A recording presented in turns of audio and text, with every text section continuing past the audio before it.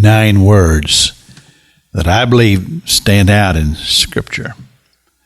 But David encouraged himself in the Lord his God. 1 Samuel chapter 30, verse 6, the very last part of that verse. You know the story. How that he was to be anointed to be the next king of Israel. The word came to Samuel from God. Go down to the city of Bethlehem, to the house of a man by the name of Jesse.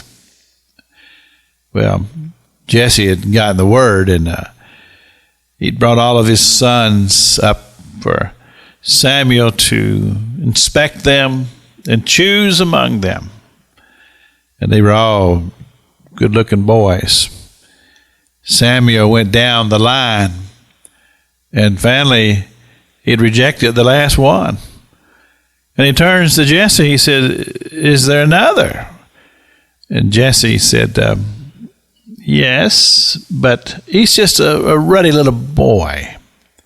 I didn't even bother to bring him up here. He's out tending to the sheep." Samuel said, "Go get him."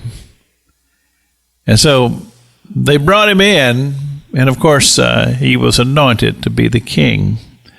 Something that I've thought about from time to time, just thinking about that whole exchange and how that it must have been that when David knew that his brothers had been chosen to go up and be a part of the process of being possibly selected, that he had been rejected.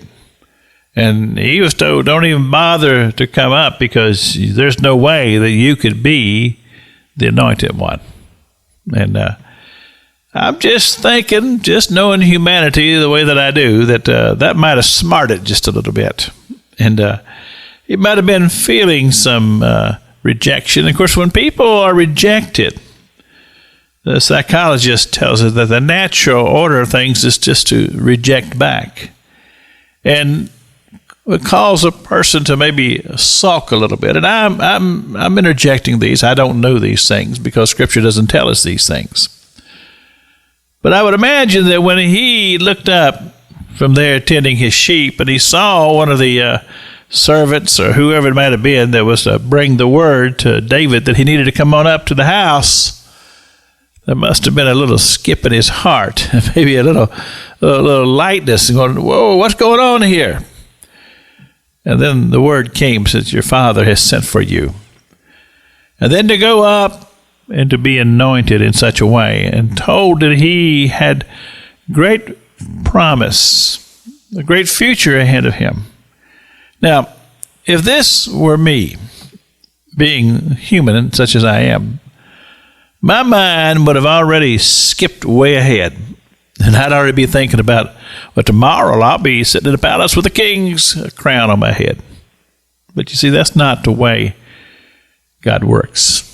Because you see, when God calls somebody, there's a process he'll take them through to help them to grow and to mature and to become the leader that God would design them to be. And David certainly had a long road ahead of him before he would ever be the king that God had called him to be.